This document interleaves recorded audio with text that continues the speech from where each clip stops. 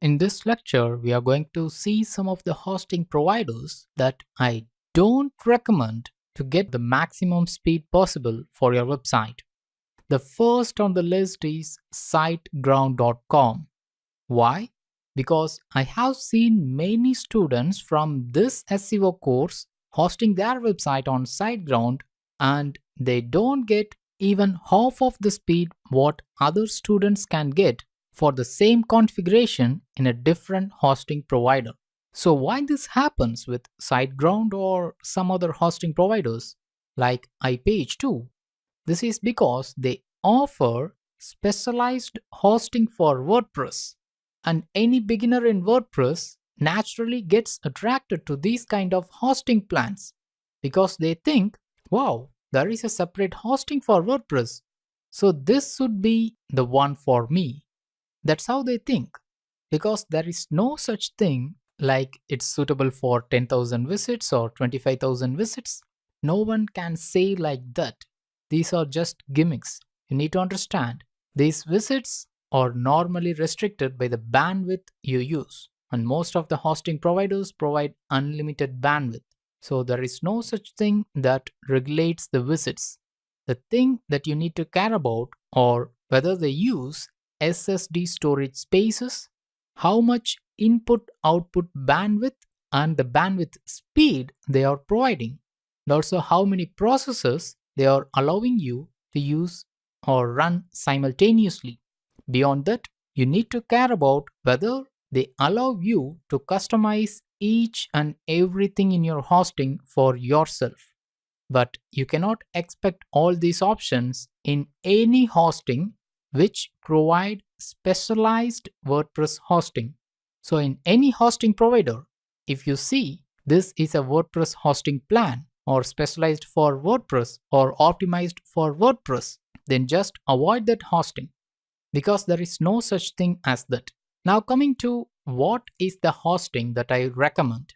Well, I recommend for shared hosting. If you want to choose a hosting package that is less than $10 a month, then choose StableHost. Whereas, if you want to go to VPS server, then don't go for VPS. Instead, go for Cloud VPS from vps.net. They also offer SSD VPS, but I just don't recommend them. Just use Cloud VPS. You can get it for around $50. Don't go by this $15 a month. I am saying 50 because you need to add Power Pack and at least 2 nodes to use the cPanel. Let me show you. See, you need to use cPanel for the best and easy management. For that, you need at least 2 GB RAM, because if you go for one node with 1 GB RAM, then that's just like a shared hosting. So if you are going to a cloud VPS, choose 2 nodes and along with cPanel with CentOS.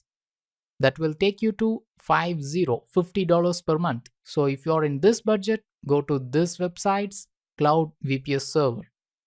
Now, if you're even more, then go to Liquid Web's Cloud Dedicated, not this simple dedicated hosting. Go to Cloud Dedicated Hosting and choose a single processor at $159 per month or any other higher options. Also, I recommend you not to go for managed WordPress hosting.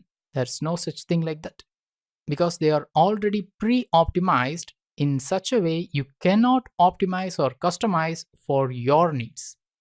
That's why I recommend you to take a bare bone or the hosting that is designed for everything. You can customize it like anything you want. Now coming to why I recommend this type of hosting which can be customized. Let's see.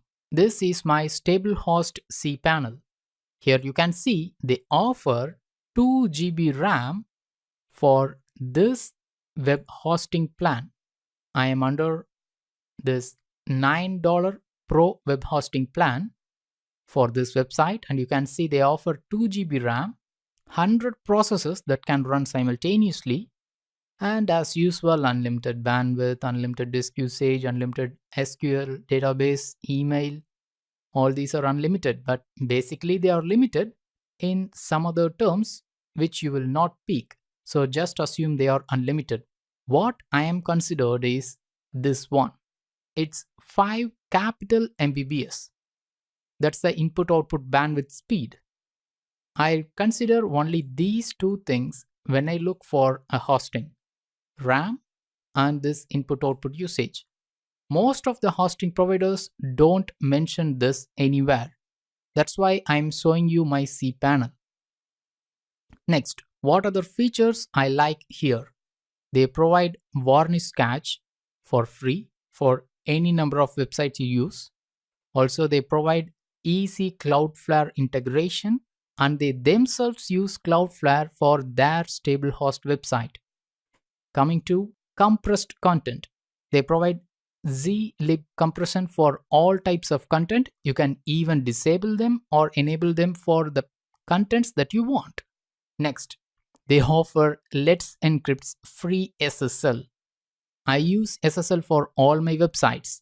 You can manually issue it, you can renew it, you can do anything you want.